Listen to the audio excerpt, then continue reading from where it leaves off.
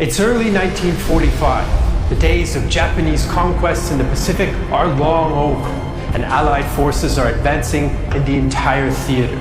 For 2 years, U.S. Admiral Chester Nimitz's island-hopping strategy has brought the Americans ever closer to Japan.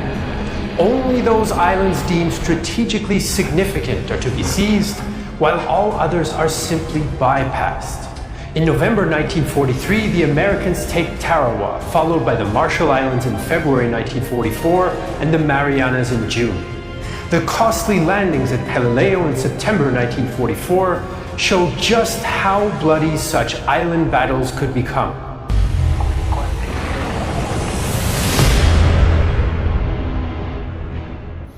US commanders selected the tiny island of Iwo as the next target in the island-hopping strategy. Only 7.2 kilometers long and from 0.8 to 4 kilometers wide, it's an insignificant speck in the vastness of the Pacific Ocean. But since it's located halfway between Tokyo and US air bases in the Marianas, Iwo Jima could become a vital support base for B-29 bombers, escort fighters, and search and rescue craft. Importantly, Iwo Jima is also part of the Tokyo prefecture and is sovereign Japanese soil. The Americans hope its capture will deliver a severe psychological blow to the Japanese. The U.S. Marines 5th Amphibious Corps, consisting of the 3rd, 4th, and 5th Marine Divisions, is assigned the task of capturing the island, codenamed Operation Detachment. All told, 100,000 men and 700 ships will partake in a battle the Americans expect to last 5 to 10 days. Defending Iwo Jima are the 21,000 Japanese troops of the 109th Infantry Division, commanded by Lieutenant General Kuribayashi Tadamichi. Kuribayashi has studied the Battle of Pelileo closely, and instead of holding the Marines on the beach or relying on costly banzai attacks, he plans to allow the Marines ashore and grind them down in attritional warfare on 2 main defensive belts. Each consists of hundreds of caves, tunnels, and expertly hidden pillboxes, which the Japanese are to hold to the end. Kuribayashi's courageous battle vows order each of his soldiers to kill 10 invaders. The preparatory bombardment of Iwo Jima starts 3 days before D-Day, February 19th. This is much less than the 10 days requested by 5th Amphibious Corps Commander Major General Harry Schmidt. But as the 1st Marines move onto the 6 landing beaches at 9 a.m., Japanese resistance seems light. The biggest obstacle is a 4.5-meter high terrace of volcanic ash which hinders the men and prevents their supporting LVTs from moving ashore. Just as bulldozers are brought in to make a path, Kuribayashi unleashes his artillery. It's been pre-sighted to bracket the landing beaches and pounds the Marines, inflicting heavy casualties. Now Japanese machine guns open up from Mount Suribachi, a semi-active volcano and the highest point on the island. But the heaviest Japanese fire of all comes from the quarry on the extreme right of the landing beaches. Even before the invasion, 4th Division Commander Major General Clifton Cates had worried about it. You know, if I knew the name of the man on the extreme right of the right-hand squad, of the right-hand company, of the right-hand battalion, I'd recommend him for a medal before we go in. By 11 a.m., bulldozers have cleared a path from the beaches and the Marines begin to threaten Airfield Number 1. Meanwhile, the 28th Marine Regiment moves to cut off Mount Suribachi, creating a tenuous blockade. Colonel Harry Liversedge reports on the conditions. Troops ashore and moving to isolate volcano. Resistance moderate, but terrain awful. By the early afternoon, fighting dies down, but by the end of D-Day, only a third of the first day's objectives have been taken. The Marines capture Airfield Number 1, but elsewhere it's becoming clear Japanese resistance is stiffening. In the east, Marines grind up against the quarry, while the 28th moves around the base of Suribachi and its 70 reinforced concrete emplacements. Kuribayashi tries to stiffen his men's resolve. Each man should think of his defense position as his graveyard, fight until the last, and inflict much damage to the enemy. February 21st, D+2, brings the Americans a new enemy, the weather. Rain and wind shut down the beaches, while kamikazes attack the US naval vessels offshore and sink an escort carrier. On the island, the bloody fighting continues. In the west, the flatter terrain allows for the use of tanks, and the Americans make better progress. But against the quarry, US casualties mount. One company of 240 Marines is reduced to just 18 men fit for duty.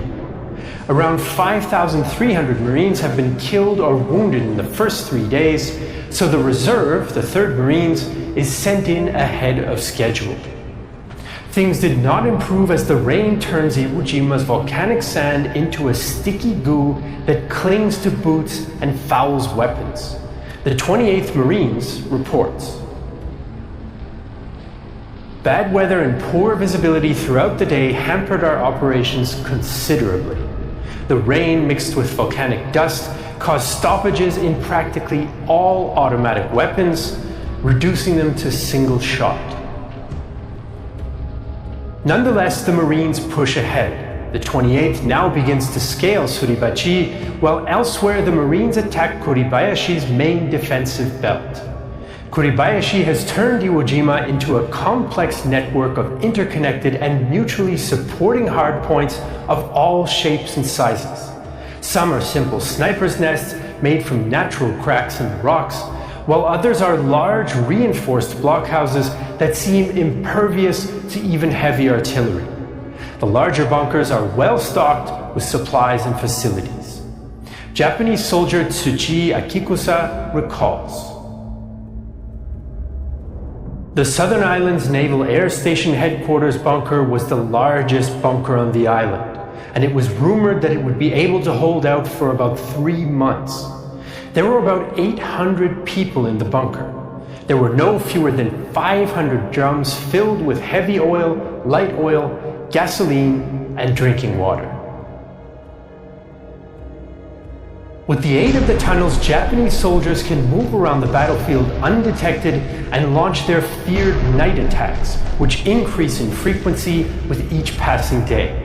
As a result, after dark, American forces fire illumination shells to constantly bathe the island in light.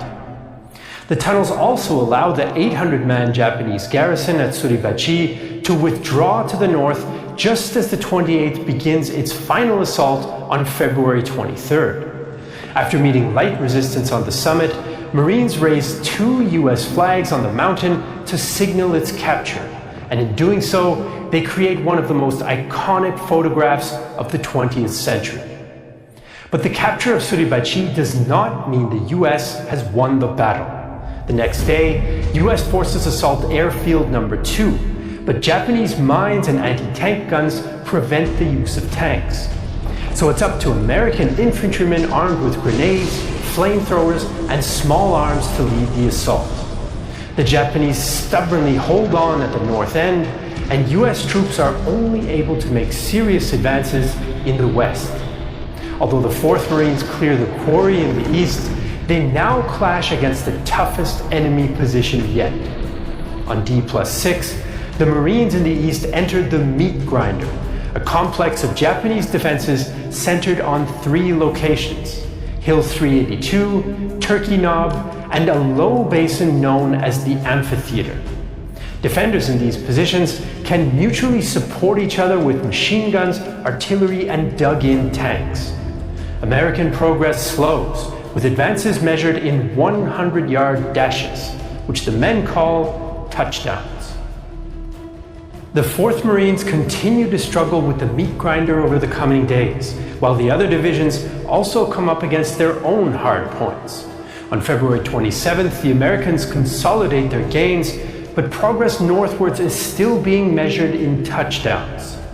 The Japanese are stubbornly defending their positions, which often hold out until US armor assaults them from point-blank range, sometimes with Zippo Sherman flamethrowing tanks.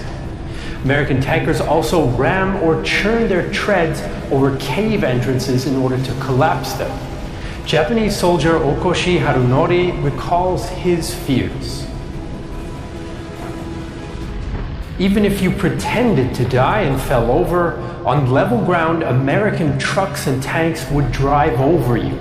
Some of the soldiers hid in foxholes to avoid being run over, but when the American tanks found a foxhole, they would roll around on top of it and crush the people inside. If they got you like that, you were doomed to gurgle until you died. On February 28th, which US command originally expected to be the last day of the battle, victory still seems a distant prospect. With the East becoming a stalemate, Schmidt orders the 3rd Division to push in the center towards the coast to split the Japanese defenders' last belt. With the aid of a massive artillery and air bombardment, the Marines surge forward and seize the remains of Airfield No. 2. By the next day, American forces are threatening the unfinished Airfield No. 3, while in the west, the 5th Marines now clash against Nishi Ridge, another prepared defensive position. In the east, Hill 382 is partially captured, but the Japanese on Turkey Knob and the amphitheater continue to hold out. As American casualties and exhaustion mount, more and more NCOs take command of Marine units. In some cases, privates lead their units in assaults.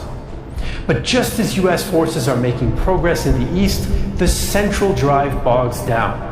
Japanese defenders on Hills 362B and C are holding up the Marines, with the summits heavily contested in brutal hand-to-hand fighting.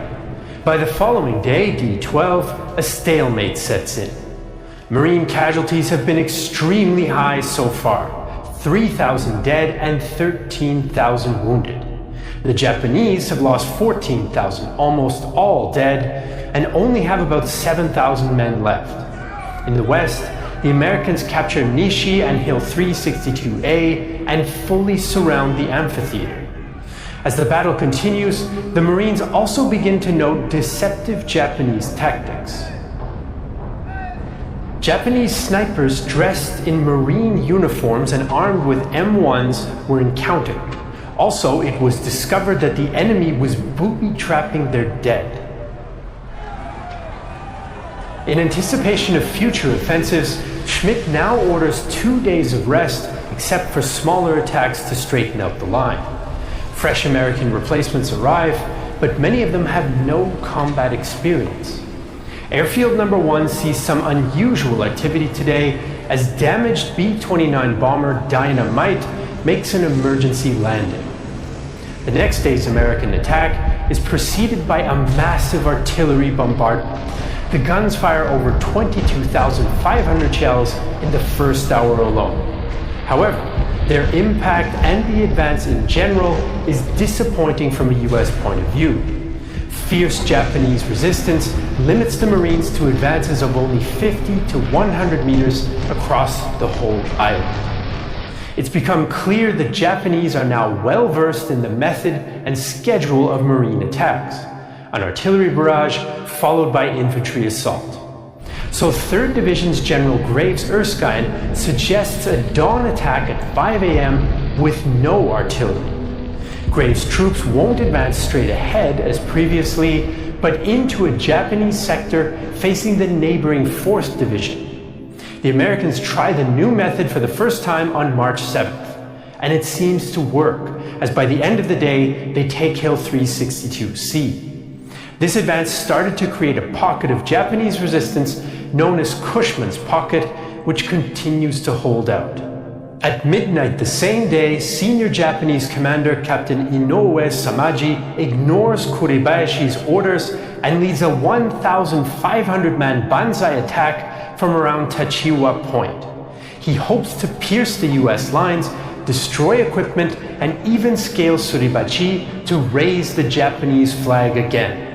But the Marines' fire decimates his men, some of whom are only armed with bamboo spears or explosive vests from range. The Americans suffer few losses. The wasteful Banzai charge marks the end of major resistance in the east. Over the next 3 days, the Marines bypassed Japanese hardpoints in Cushman's Pocket and finally reduced the meat grinder. In the north, a US patrol reaches the sea before the Japanese push it back. Kuribayashi knows the battle is coming to a close, but he radios to Tokyo that he has no intention of surrendering. All surviving fighting units have sustained heavy losses. I am very sorry that I have let the enemy occupy one part of Japanese territory, but I'm taking comfort in giving him heavy damages. On D+20, Japanese resistance only exists in 3 isolated pockets: Cushman's Pocket, the eastern coast, and part of the northwest coast. Kuribayashi now falls back to a gorge, later dubbed Bloody Gorge, with his last 1,500 men. The Marines are exhausted, and many are incapacitated by a psychological condition they call combat fatigue, today known as PTSD. So they call on the Japanese to surrender and announce on loudspeakers that prisoners will be treated well and suicidal resistance is senseless. The Americans also distribute a translated letter from Japanese prisoner of war Hideo Momoda. Comrades, I myself would have never believed that things could be this way if I hadn't seen it with my own eyes. At first I was embarrassed to have been taken by the enemy, but when I learned that several officers had the same experience, I felt better. In our conversations, we agreed that it is more honorable to live for the Emperor and work for a greater Japan in the future than merely to die like rats underground. Messages like this one, though, have little impact. The Americans continue to advance and eliminate all Japanese strongpoints except for Bloody Gorge. Although US authorities declare Iwo Jima secure on March 14th, Kuribayashi continues to hold out for 9 more days in a seemingly impregnable blockhouse. US artillery couldn't be used for fear of friendly fire, so Marines armed with flamethrowers, grenades, and demolition explosives take on the job of reducing it. On March 23rd, Kuribayashi sends his final communication to the Japanese garrison on nearby Chichijima. All officers and men of Chichijima, goodbye from Iwo. Kuribayashi's ultimate fate is not known. It's possible that he commits suicide or that he dies in one of the Banzai attacks that become more common in the final days. On March 26th, around 200 to 300 Japanese troops sneak out of the Bloody Gorge and strike at Airfield No. 2, attacking mostly airmen and construction personnel. This charge, which US troops quickly destroy, signals the end of the battle. It's now D+35. Marine casualties are around 23,000, including 6,800 dead, while the Navy loses about 2,800 dead and wounded. 19,000 of the 21,000 Japanese troops on the island are killed. Only 216 surrender during the battle, and up to 2,000 continue to struggle in small groups until they're mopped up by US troops. Although the later Battle of Okinawa will prove even costlier for the Americans, Iwo Jima is still the deadliest single battle for the US Marines, and the only battle in the US Pacific Campaign where American casualties outnumber those of the Japanese. Iwo Jima is also a battle with a controversial legacy. The US Army and Navy will later claim that the operation was of little use, especially for the price that was paid. But for its intended practical purposes, it does provide some immediate benefits. Throughout the last months of the war, 2,251 B-29s make emergency landings on Iwo, potentially saving the lives of 24,000 US airmen. The US strategy of island hopping ever closer to Japan brings American forces within reach of the Japanese home islands in the final year of the Second World War. The next US target is the Ryukyu Islands, a chain of 161 islands, of which Okinawa is the largest. US planners hope that Okinawa will also provide a base for a possible invasion of Japan itself. The Japanese know that Okinawa is strategically important and have built a naval base there in addition to 7 air bases on smaller islands nearby. Okinawa's terrain also favors the defense. The north is covered with rugged hills and deep ravines and gullies, while the somewhat flatter south has many limestone ridges and caves. There's also a large civilian population on the island. 435,000 people live mostly in the south. But these people are culturally different than the Japanese. They speak the Luchuan language, and many in the Japanese garrison look on the islanders as inferior. To ensure the loyalty of the isolated locals, the Japanese authorities make heavy use of propaganda to instill fear of the Americans and unquestioning loyalty to the emperor. The fear of a potential American landing is reinforced by US aerial bombing, which strikes the island repeatedly from September 1944. By early 1945, much of the capital city of Naha and its port are destroyed. So the Americans are planning to invade Okinawa, while the Japanese prepare the population and the landscape for maximum resistance. Both sides view the coming battle as a battle for Japan, and commanders on both sides will closely watch the performance of their troops for an insight into the potential invasion of the home islands. The defense of Okinawa is led by the Japanese 32nd Army under Lieutenant General Mitsuru Ushijima. There are around 100,000 troops, but their training and quality vary. The 62nd and 24th Divisions are veterans of the Chinese campaigns, although the 24th lacks combat experience. They're supported by the understrength 44th Independent Mixed Brigade. To make up for losses, the Japanese also mobilized Air Force personnel, civilian naval staff, and Okinawan conscripts. 17 to 20,000 civilians form lightly armed home guard units, and 2,000 teenagers, some as young as 14, are organized into so-called blood and iron students' corps. The Japanese don't have much in the way of heavy weapons, but they do have enough artillery and mortars. The Allies bring far more to the battlefield at Okinawa, codenamed Operation Iceberg. 100,000 soldiers and 88,000 Marines are ready for action, supported by 300 warships and 1,130 other vessels, along with Army and Navy Air Force cover overhead. US planners led by Admiral Raymond A. Spruance select a 12.8-kilometer stretch of beach on the west coast of the island for the landings. The plan is for US troops to fight their way ashore to capture the nearby Kadena and Yontan airfields. Then they would move to the narrowest parts of the islands and bottle up the Japanese before preparing for pushes north and south. 17-year-old Japanese ammo carrier Yagi-sei is overwhelmed at the sight of US power. The US fleet out there was just huge.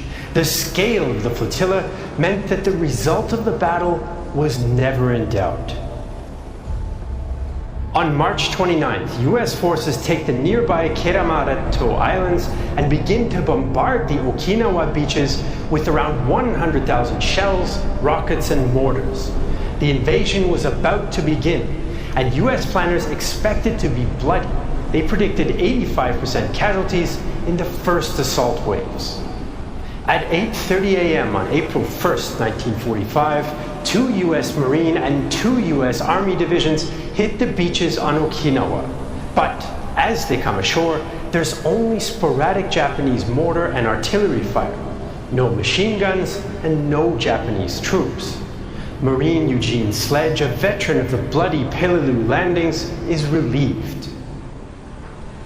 Images of the maelstrom at Peleliu had been flashing through my mind. But on Okinawa, there was practically no opposition to the landing. When we overcame our astonishment, everybody started laughing and joking. The release of the tension was unforgettable. Of the 50,000 US troops who landed, only 55 are killed or missing. The light US losses are part of the Japanese plan, though. General Ushijima decides not to contest the landings because he thinks that superior US firepower would wipe out his men. Instead, the Japanese plan to allow the Americans onto the island's central plains before grinding them away in attritional battles along the many ridges of southern Okinawa. Light Japanese forces will conduct harassment activities in the north, but the bulk will defend a series of lines back to the army headquarters in Suri Castle. Once the Americans got bogged down, Imperial headquarters promised an unprecedented air attack against the US fleet. Despite Tokyo's promises, Colonel Hiromichi Yahara is pessimistic. From the very start of the Okinawa battle, we were out of real touch with Imperial headquarters. Our fighting men made cynical and sarcastic remarks, such as, "Headquarters people will never come to Okinawa because Naha's red light district was burned down in air raids last October." American troops advanced for several days against only token resistance by inexperienced Japanese forces. They take the airfields April 2nd, reach the east coast on the 5th, and reach the Chatham Isthmus in the south. The island is now split in two, but as the US Marines move north and the Army moves south, Japanese resistance begins to stiffen. Japanese units and Okinawa irregulars begin to ambush Marines in hit-and-run attacks, especially on the forested Motobu Peninsula. On April 4th, US troops reached dug-in Japanese defenses, and the defenders managed to stop them at the Kakuza, Nishibaru, and Tombstone ridges in the west. Narrow passages hindered the US approach, but these confined spaces also increased Japanese casualties from artillery. To inflict 450 casualties on the 96th US Infantry Division, the Japanese 63rd Brigade lost around 5,700 men. Japanese morale does get a boost on April 12th when news of President Roosevelt's death reaches the front, but the desperate fighting continues. The Japanese are so desperate that they revert to very unorthodox tactics.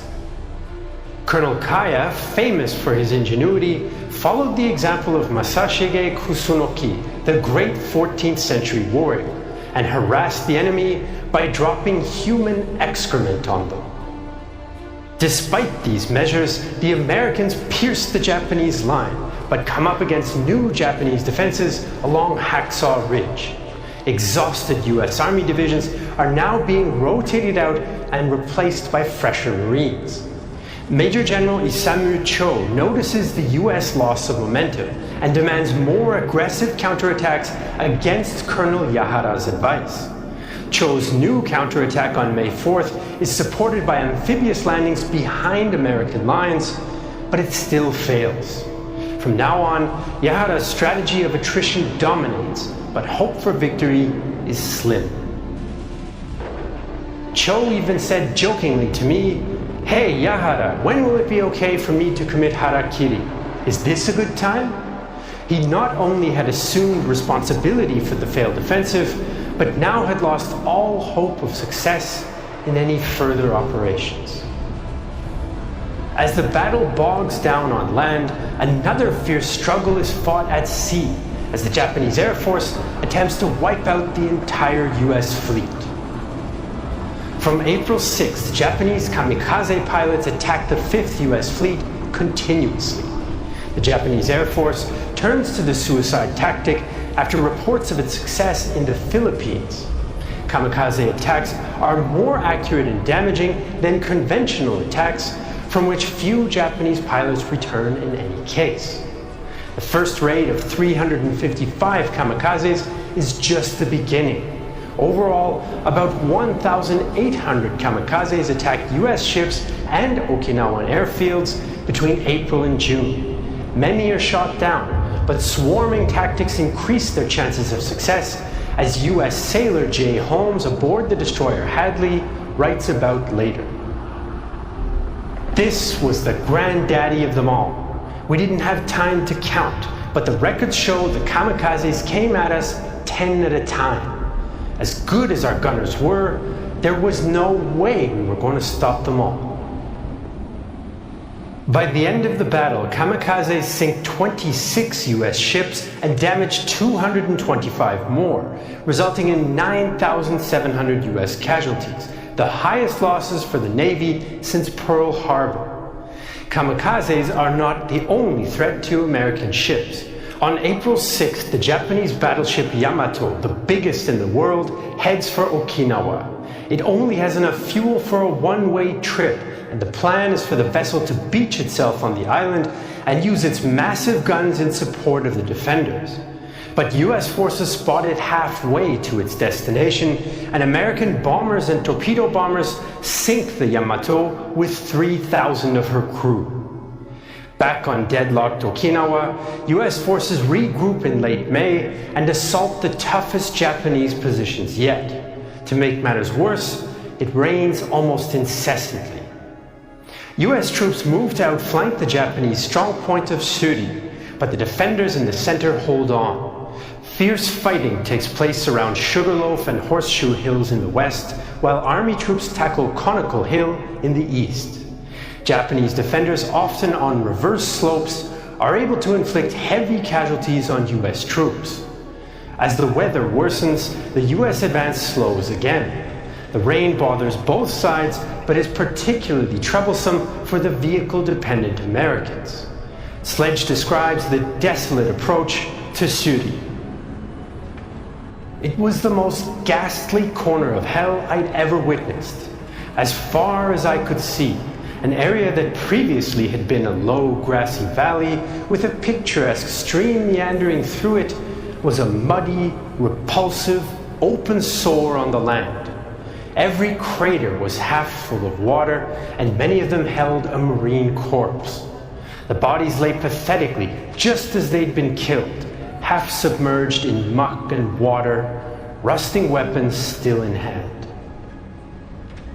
The short ranges of the battles favor Japanese defenders and limit US artillery. In response, US troops use flamethrower tanks, satchel charges, and napalm to burn out defenders and collapse caves. In late May, the Japanese eastern flank collapses and the Americans take Naha. The Japanese attempt an airborne attack on May 25th, but US forces destroy it immediately. The Japanese are in danger of being surrounded, so they withdraw further south on May 29th. By this point, roughly 62,500 Japanese and 5,300 US troops have been killed. As the Japanese army withdraws, it takes civilians with it, while Home Guard units are ordered to delay the US pursuit. Okinawa's civilians play a unique role and suffer greatly during the battle on their island. During the battle, the Japanese partially evacuate the island and encourage civilians to flee the combat areas. Many civilians, however, choose to remain close to Japanese troops, while the army press gangs others as laborers, nurses, and sex slaves known as comfort girls. Because the Japanese make such intense use of propaganda, some Okinawans take their own lives rather than face the expected American brutality. At least 30 groups and families killed themselves en masse, often overseen by the Japanese military. Up to 700 civilians killed themselves on Kerama-to alone. US soldier Corporal Dan Lawler recalls Okinawan fears. We gave them all some candy, but they still refused to touch it unless one of us ate some of it first. You could tell they didn't trust us as far as they could throw us. Civilian fears of US troops are compounded by the fact that many Marines are not used to fighting around civilians.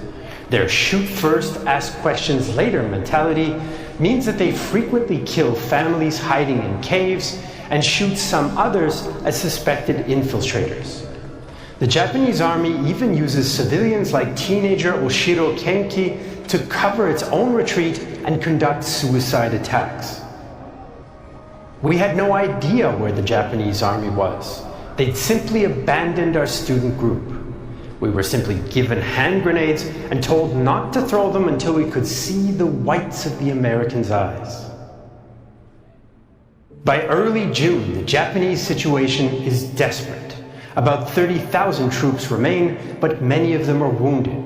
The survivors retreat to the Kian Peninsula and prepare for a last stand. On June 4th, Marines conduct a shore-to-shore landing and attack the Japanese naval base on Oroku. With exhaustion and cases of combat fatigue increasing, US commanders try to convince the Japanese to surrender in vain. Close quarters fighting erupts around Kunishi Ridge, with the Japanese scoring a late success on the 18th. They managed to kill 10th US Army Commander, Lieutenant General Buckner. But the battle is all but decided. By June 21st, US tanks are converging on the Japanese 32nd Army headquarters. Ushijima orders a suicide charge out of the headquarters, which he intends to watch as he commits ritual suicide. Many other Japanese officers also resort to suicide charges as communications break down. Finally, in the early hours of June 23rd, Ushijima and a heavily intoxicated Cho kill themselves. Cho writes a poem before his death. The devil foe tightly grips our southwest land. His aircraft fill the sky. His ships control the seas. Bravely we fought for 90 days inside a dream. We've used up our withered lives, but our souls race to heaven. Other than a few isolated holdouts, the Battle of Okinawa mostly ends on June 22nd, 1945. The battle is one of the deadliest for the US military in World War II. 3,000 Marines, 4,600 Army soldiers, and 4,900 sailors are killed. Of the 100,000 Japanese troops, 66,000 are killed, and half of all survivors are wounded.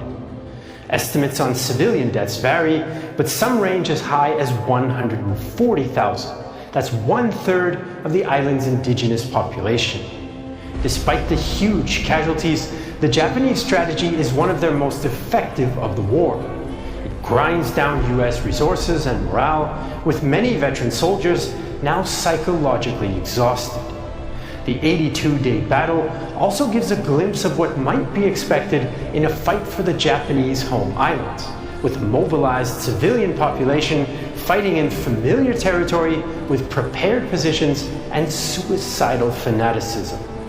US planners apply the so-called Okinawa rate to estimate potential losses in an invasion of Japan. They expect up to 1 million US killed and wounded. At the same time, President Harry Truman receives reports that some Japanese politicians might be willing to surrender and that powerful new atomic bombs will soon be available. Historians still debate the consequences of the Okinawa battle, but some argue that the bloody toll of the operation will play a part in persuading President Truman to use atomic weapons barely a month later. The bombs could be used as an alternative to a bloody invasion of the Japanese home islands.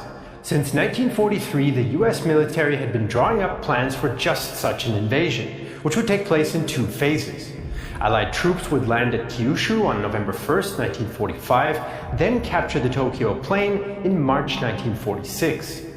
The Japanese Ketsugo defense plan was not to defeat the invasion, but to inflict enough losses on the Americans so Japan could get better peace terms. The Americans knew the Japanese were preparing and expected to face 4.5 million Japanese troops in Japan, with 625,000 in Kyushu alone. US planners used this intelligence about Japanese troop numbers and the known casualty rates from Iwo Jima and Okinawa to estimate potential losses for a full invasion. By August 1945, they expected between 250,000 and 1 million killed and wounded. It's often suggested the expectation of casualties encouraged US leaders to seek alternatives to an invasion, including the atomic bombs. But recent research suggests that the casualty estimates were probably exaggerated. Planners had no reliable methodology to use, US intelligence didn't recognize the poor quality of Japanese units, and unlike at Iwo Jima and Okinawa, the battlefield would be larger, enabling units to avoid fire, maneuver, and withdraw if necessary. One more recent estimate by historian Rufus Miles suggests around 20,000 US deaths in the battle for Japan's home islands, more than Iwo Jima and Okinawa combined, but less than 1945 estimations. Regardless, some historians maintain it was the expectation of casualties at the time that mattered. The atomic bombs, tested successfully in July 1945, provided Truman with a way to avoid a potential slaughter right at the end of the war. On receiving news of the atomic test success, Truman wrote to his wife, "I'll say that we'll end the war a year sooner now, and think of the kids who won't be killed." But the bombings were not the only important events to impact the Japanese. In early August, the Soviet Union declared war on Japan and invaded Japanese-held Manchuria. Defeat for Japan was now coming from multiple angles. Few events of the Second World War have triggered more historical debate than those of August 1945. Historians have long argued whether the atomic bombs were necessary and which factors were most important in causing the Japanese to surrender. The conventional view, supported by orthodox historians, mostly follows the mainstream post-war American perspective, that the bombs were the decisive factor in the Japanese surrender. But other historians have argued a different view, that the intervention of the Soviet Union in the Pacific War on August 9, 1945, the same day as the Nagasaki bombing, actually triggered the Japanese surrender and arguably made the bombs unnecessary. This view is often called revisionist, since it revises or changes the older orthodox argument. Evolving arguments are a normal part of historians' work in trying to explain the past, and there are differences within the orthodox and revisionist schools of thought on the bomb, so these labels are a bit simplified to help us get to the core of the issue. But first, let's take a step back and establish the facts. On May 8, 1945, Nazi Germany unconditionally surrendered to Allied and Soviet forces. In July, the victors met at the Potsdam Conference near Berlin. Near the top of the agenda was the ongoing war against Japan, in which the USSR was still neutral. At Potsdam, Soviet leader Joseph Stalin confirmed his 1943 promise to the Brits and Americans that he would join the war against Japan in exchange for Soviet influence in Manchuria, plus South Sakhalin and the Kuril Islands. He also revealed the Japanese had approached Moscow with informal peace feelers since 1943. By 1945, it was clear they wanted to use the neutral USSR as a mediator to end the war on better terms. Now remember, testing vague peace ideas with a potential mediator country is not the same as being willing to surrender. All the while, Japan's military was preparing the home islands for defense and blocked any serious peace efforts by politicians. Even Prime Minister Kantaro Suzuki, who favored peace, did not want it at any price. Meanwhile, at Potsdam, US President Harry Truman received a short telegram from the US on July 16th. Operated on this morning. Diagnosis not yet completed, but results seem satisfactory and already exceed expectations. This message meant that the first atomic weapons test in New Mexico had been a success. On July 24th, Truman casually informed Stalin of, quote, a new weapon of unusual destructive force. Stalin, equally casually, suggested good use of the bomb could be made against Japan. On July 26th, the Allies issued the Potsdam Proclamation, but the USSR didn't sign. They called on Japan to surrender unconditionally or face, quote, prompt and utter destruction. The Japanese government was divided on how to respond. Emperor Hirohito was head of state, but the country was actually governed by the so-called Big Six cabinet ministers. 3 ministers wanted to ask the Allies for clarification, while the other 3, all military, wanted to reject the proclamation. In the end, the cabinet simply ignored it, but they could not ignore what happened next. At 8:15 a.m. on August 6th, a B-29 bomber dropped an atomic bomb over Hiroshima. It exploded 600 meters above the city, causing ground temperatures to reach 4,000 degrees centigrade. Nearly everyone within 1 kilometer was killed instantly, and those within a 3.5 kilometer radius were terribly burned. High school student Yamaoka Michiko recalled the moment of the explosion. There was no sound. I felt something strong. It was terribly intense. I felt colors. It wasn't heat. You can't really say it was yellow, and it wasn't blue.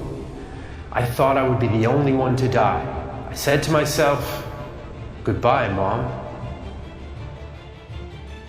The bomb destroyed 70,000 of Hiroshima's 76,000 buildings and killed up to 110,000 people. The White House released a statement. It was to spare the Japanese people from utter destruction that the ultimatum of July 26th was issued at Potsdam.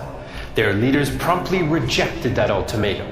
If they do not now accept our terms, they may expect a rain of ruin from the air, the like of which has never been seen on this earth.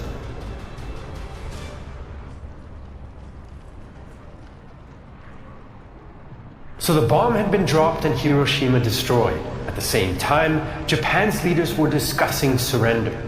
The initial Japanese response to the American threat to drop more bombs was to delay. Military ministers blocked the planned cabinet meeting, but Japanese diplomats did quickly meet with Soviet Foreign Minister Vyacheslav Molotov. When the Japanese ambassador met Molotov on August 8th to discuss peace, the Soviet diplomat instead handed him a declaration of war. The next day, 1.5 million Soviet troops invaded Japanese-occupied Manchuria, crushing Japan's Kwantung Army.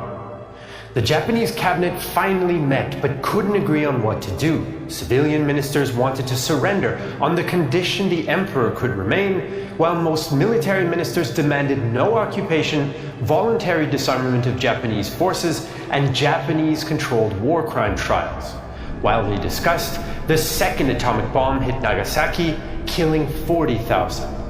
The emperor himself now intervened with an unprecedented sacred decision to surrender with one condition: his own retention as monarch.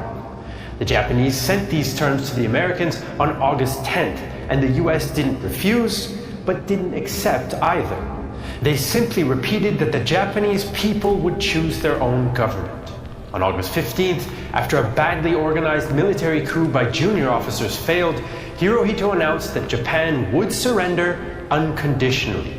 Fighting in Manchuria stopped on August 16th, and the war formally came to an end September 2nd, 1945. So that is the timeline of the end of World War II in Asia. But why did the US decide to drop the bombs? Orthodox historians have argued it was to end the war sooner and save American and Japanese lives by avoiding a bloody invasion of Japan. Truman was also under public pressure to end the war soon with minimal losses, while simultaneously not letting Japan off lightly. The bombs ticked both of these boxes. After the bombings, opinion polls showed 85% of Americans supported their use and 23% wanted to drop even more. But the atomic bombs were not guaranteed to work, and for this reason, some Orthodox historians say Truman still wanted Soviet help. Revisionist historians, on the other hand, claim Soviet intervention became Truman's worst-case scenario. For revisionists, the atomic bombings had more to do with containing the Soviet Union than with defeating Japan.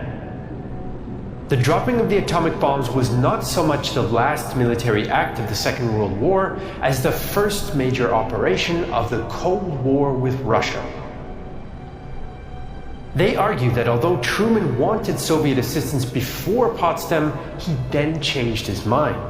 Revisionists highlight that Stalin never received an official invitation to join the war. Instead, they suggest that Truman wanted an insurance policy in case the bombs didn't work. Stalin provided this by confirming Operation August Storm would start on August 15th. Once Truman had reliable data from the bomb test success on July 21st, revisionists claimed that he drastically shifted his position to ending the war before the August 15th Soviet offensive could begin. This led the revisionists to conclude that Truman and British Prime Minister Winston Churchill saw a chance to limit Soviet influence and prevent the USSR from getting the Japanese islands and influence in northern China that they'd been promised. Some in the US government worried that the Soviets couldn't be trusted to respect an agreement, especially on the question of free elections in Eastern Europe. Meanwhile, any deal involving China still needed to be run past Chiang Kai-shek. Truman himself wrote his opinion in his memoirs. "I was not willing to let Russia reap the fruits of a long and bitter and gallant effort in which she had had no part." Revisionists also suggest that far from offering Japan an opportunity to surrender, the Potsdam Proclamation was deliberately designed to be unacceptable, thereby justifying the use of the bombs. Several members of the US delegation, like Stimson, wanted to adjust the unconditional surrender demand to guarantee the emperor, but he was overruled by the Joint Chiefs of Staff and Burns. But when the US dropped the Hiroshima bomb, revisionists argue that instead of intimidating the Soviets, it actually spurred them on. Stalin knew about the bomb program thanks to his spies, but the test was a surprise. Apparently outraged, he brought forward the invasion date to August 9th. So the orthodox argument that the bombs were dropped to save lives has been questioned by revisionists who argue that it was primarily to prevent Soviet gains in Asia. A minority of revisionists have even argued that the US dropped the bombs partly out of grim scientific curiosity or to justify the expense of developing them, but the evidence for this is weaker. That said, orthodox and revisionist schools also disagree about another critical question. Why exactly did Japan surrender? Orthodox historians suggest that Japan would fight on if it felt that its defensive plan to kill as many Allied troops as possible had a chance of working. The bombs, though, weakened Japanese belief that determined defense and Soviet mediation might end the war on better terms. According to this line of thought, Japanese leaders now accepted that their country could be bombed into submission, especially if the US was going to drop more atomic bombs after the first two. Maybe they would even drop one on Tokyo. In reality, Truman planned to scale back bombings after Nagasaki, and Tokyo was never an atomic target, but the Japanese didn't know this. Their fears, Orthodox historians claim, were increased by the shock of the atomic bombs, since Japanese scientists had theorized them, but were nowhere near developing them. Japan's leaders also considered the atomic bombs a critical threat to Japanese civilians. Orthodox historians have pointed to evidence like this statement from Hirohito to a close advisor. "Now that things have come to this impasse, we must bow to the inevitable. No matter what happens to my safety, we should lose no time in ending the war so as not to have another tragedy like this." Orthodox historians also say that the Soviet attack was not all that important in Japan's decision to capitulate. Japanese leaders knew a Soviet offensive was possible, so its shock impact was minimal. One piece of evidence on this point is a statement by Deputy Army Chief Torashiro Kawabe. "Although we have long worried about the question of Soviet entry, a surprise attack with this new atomic weapon was beyond our wildest dreams." In the orthodox argument, the Soviet attack was concerning to the Japanese, but not a critical threat to the home islands or the Ketsugo plan.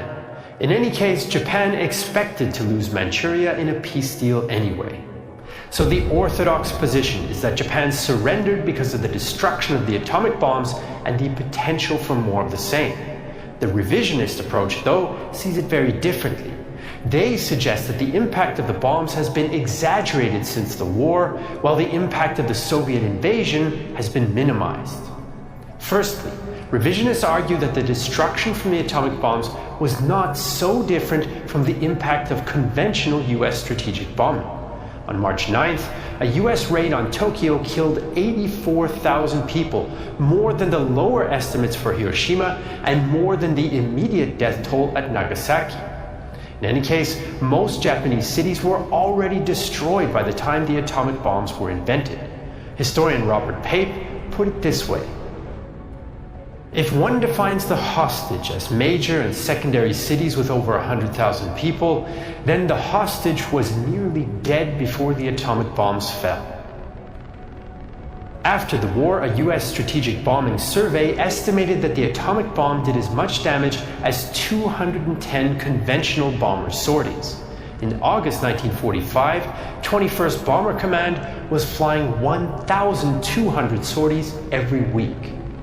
Revisionists claim that this reduced the shock of the atomic bomb, since the Japanese leadership already expected mass death from more conventional bombing or an invasion. The Japanese military didn't really react much to the first atomic bomb and even doubted an atomic weapon had been used at all. That's why they said they had more important things to do than attend a cabinet meeting on August 8th. According to the revisionists, the atomic bombings did not encourage surrender and instead reinforced the Japanese plan to defend the home islands and seek Soviet mediation. In fact, Japanese generals reasoned atomic bombs wouldn't even be much use during an invasion. The most important reason Japan abandoned the plan to fight to the end, in revisionist eyes, was the Soviet declaration of war. The atomic bombs created confusion at the top, but the Soviet attack was the realization of the worst-case scenario. Once the Soviets declared war, all hope for mediation via the USSR was gone. Although somewhat anticipated, revisionists suggest this resulted in an even bigger shock than the bomb. One piece of evidence for this is General Kawabe's post-war statement. Since Tokyo was not directly affected by the bombing, the full force of the shock was not felt. In comparison, the Soviet entry into the war was a great shock when it actually came. It gave us all the more severe shock and alarm because we'd been in constant fear that the vast Red Army forces in Europe were now being turned against us. Kawabe is a prime example of how isolated statements from leading figures can be contradictory. In the previous section of this video, his words are used to support the orthodox position as well.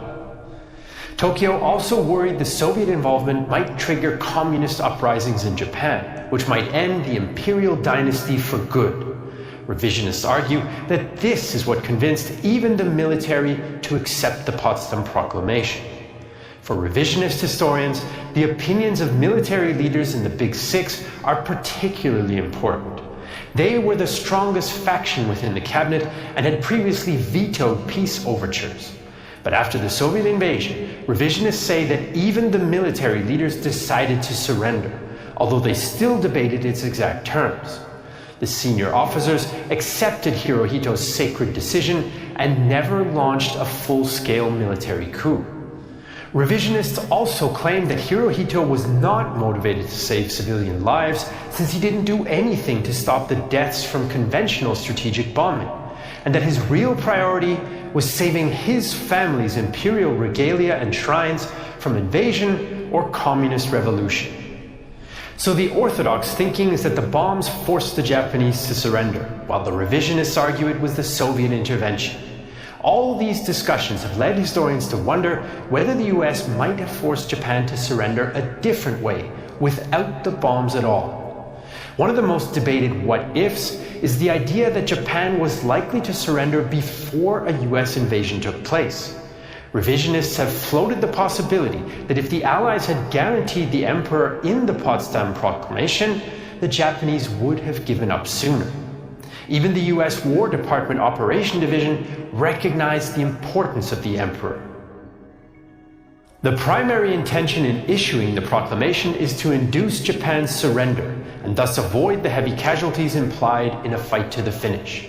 It is almost universally accepted that the basic point on which the acceptance of surrender terms will hinge lies in the question of the disposition of the emperor and his dynasty.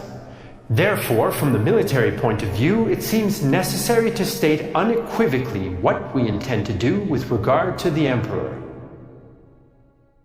The revisionists maintain that the US failure to heed this advice and the dropping of the bombs probably delayed the end of the war. They also raise other possibilities that might have led to Japanese surrender instead of the bombs, like keeping up the naval blockade or conventional bombing. Some even think that a Soviet invasion of the island of Hokkaido would have put an immediate stop to the war as well. As you can imagine, Orthodox historians have energetically criticized these points. They say if the US guaranteed the Emperor, the Japanese might have interpreted it as a sign of weak resolve and kept on fighting. Important government figures in Japan gave no indication that they would consider surrender before August, despite the already devastating effects of strategic bombing and the blockade. Historian Richard Frank is unequivocal. In the face of this evidence, it is fantasy, not history, to believe that the end of the war was at hand before the use of the atomic bomb. Orthodox arguments also point to the high death rates that further strategic bombing, a starvation blockade, or a Soviet invasion would have caused, perhaps taking more lives than the bombs did even without a US invasion, including amongst the peoples under Japanese occupation. An additional argument is that the bombs actually gave Japan a justification for surrender. Chief Cabinet Secretary Hisatsune Sakomizo's post-war thoughts provide some evidence for this. The atomic bomb was a golden opportunity given by heaven for Japan to end the war. There were those who said that the Japanese armed forces were not defeated. It was in science that Japan was defeated, so the military will not bring shame on themselves by surrendering. The orthodox versus revisionist argument is further complicated by tricky historical sources too. There's a lack of fully reliable primary sources for August 1945, and many of the letters or diaries written at the time are incomplete or they're contradictory. Post-war memoirs are also problematic since many decision-makers tried to put themselves in a good light in the new environment of the Cold War or war crimes trials. Evidence obtained from post-war US interrogations has also been questioned. Aside from sources, the whole debate relies on the assumption that a single person or unit was responsible for important decision-making. In reality, such complex decisions are the result of networks of people, power struggles, attitudes, institutions, and personalities that can also change their position over time. So, did the US drop the atomic bombs to avoid a costly invasion or to limit Soviet influence in Asia? Did Japan surrender because of the bombs or because of the Soviet declaration of war? Did the bombs ultimately save lives, or could more people have lived if they'd not been dropped? Even today, almost 80 years later, the debates around the end of the Second World War are just as heated and explosive as ever. The Soviet declaration of war against Japan, which may have been an important factor in Japan's surrender, was only possible because of the defeat of Nazi Germany in Europe. In early 1945, the Allies set their eyes on the Rhine in Western Germany, and the Red Army was gearing up for their Berlin operation. The Battle of the Rhineland would be the last set-piece battle in the West, and the Battle of Berlin the last one in the East. Millions of Allied soldiers stood at the ready to bring the Third Reich to its knees, and the last German reserves would have to defend it. If you're curious about these two battles, we produced 2 World War II documentary series that together run for more than 8 hours. In Rhineland 45, we cover the battle for the Lower Rhine from the Reichswald at the border until the Allied crossing of the Rhine that involved the biggest single-day paratrooper landing of the entire war. In 16 Days in Berlin, we document the entire 2-week Battle of Berlin day by day. Both documentary series were filmed on original locations, feature expert guests like Ian from Forgotten Weapons or David Willey from the Tank Museum, and they show the Second World War in an uncompromising way that wouldn't be possible to show on YouTube. So where can you watch 16 Days in Berlin and Rhineland 45? On Nebula, a streaming service we built together with other creators. On Nebula, we don't have to worry about the algorithm or advertiser guidelines, and the viewers there support us directly simply by watching our videos, which, by the way, are ad-free and usually uploaded earlier than on YouTube. And that's not all. Apart from watching other creators' original documentaries like the Battle of Britain series from Real Engineering, your Nebula subscription also includes classes where you can learn useful skills directly from Nebula creators. In our newest class, I take you through the entire production process of a real-time history video and give a glimpse behind the scenes of what it takes to produce a great history documentary. If you sign up at nebula.tv/realtimehistory, you get 40% off an annual subscription and support our channel at the same time. For just $30, you can watch Nebula Originals, all our content ad-free and earlier than on YouTube, other Nebula creators, and also Nebula classes, and much more. And if you really want to support us and the idea behind Nebula, this December you can get the Nebula Lifetime Membership.